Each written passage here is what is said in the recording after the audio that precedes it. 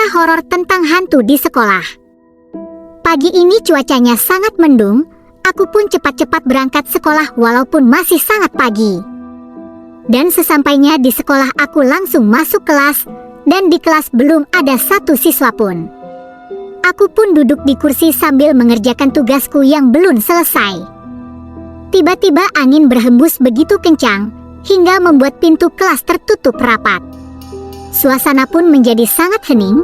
Aku pun melihat jam tanganku, dan ternyata baru pukul 5.55. Pantas saja belum ada siswa yang datang. Tiba-tiba saja bulu kuduku merinding, dan aku mendengar suara tangisan seorang perempuan.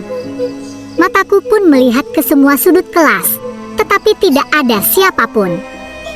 Kini suaranya seperti di balik lemari buku yang ada di belakang kelas. Dengan rasa takut, aku pun berjalan mendekati lemari itu. Bruk, suara buku yang terjatuh dari atas lemari.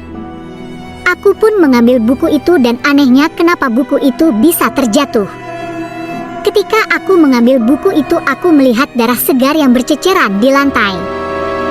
Kini perasaanku sangat takut, keringat dingin keluar dari tubuhku. Dan tiba-tiba pintu kelas terbuka, dan ternyata itu adalah sahabatku Rere. Tumben pagi-pagi udah datang, kata Rere sambil mendekatiku. Iya, kataku singkat. Aura wajah kamu kok pucat banget sih? Tanya Rere kepadaku. Aku pun langsung menceritakan semuanya kepada Rere, apa yang telah terjadi kepadaku. Dan malahan aku melihat darah segar berceceran di lantai ini. Lanjutku. Mana? Tanya Rere itu. Kataku sambil menunjuk ke lantai. Mana? Gak ada apa-apa kok, kata Rere. Dan benar saja, darah tadi tidak ada. Tapi kok bisa darah itu tiba-tiba gak ada? Udahlah Rel, mungkin kamu hanya halusinasi aja, tambah Rere. Malam ini aku gak bisa tidur, karena kejadian tadi pagi masih terbayang-bayang di pikiranku. Akhirnya aku mencoba tertidur.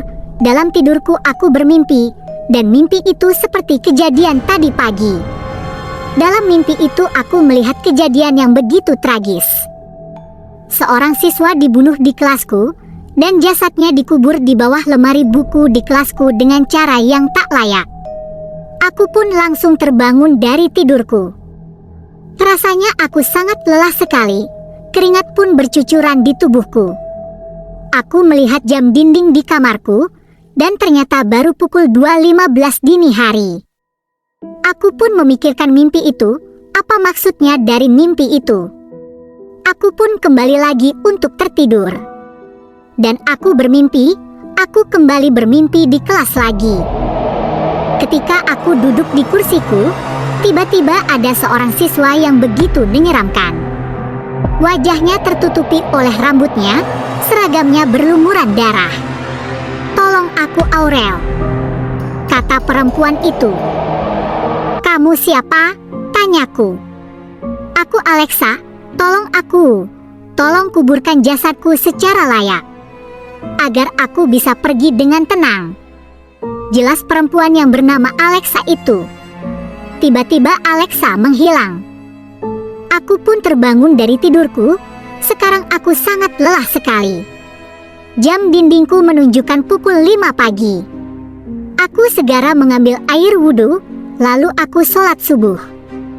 Setelah itu aku siap-siap berangkat sekolah. Meskipun masih sangat pagi, tapi aku ingin menolong jasad Alexa. Aku pun langsung mengeluarkan mobil pribadiku dan langsung berangkat sekolah. Suasana sekolah masih sangat sepi, begitu juga di kelasku. Tapi ketika aku masuk kelas, aku melihat Pak Sapon sedang menyapu kelasku. Neng Aurel pagi-pagi sudah datang, kata Pak Sapon kepadaku. Iya Pak, jawabku. Memangnya ada apa Neng?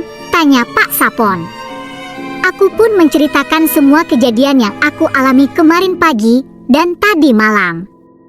Gimana Pak, mau nggak bantuin saya? Tanyaku. Baiklah, jawab Pak Sapon. Akhirnya aku dan Pak Sapon langsung mendorong lemari itu ke depan. Lalu Pak Sapon membongkar lantai itu dan menggalinya. Begitu mengejutkan, ada kerangka manusia di bawah lantai itu. Mungkin itu adalah kerangka Alexa. Aku dan Pak Sapon langsung membungkus kerangka itu dengan kain putih dan menguburnya dengan layak. Setelah itu aku melihat sosok Alexa tersenyum kepadaku. Lalu dia langsung menghilang. Kini kelasku menjadi nyaman dan tentram.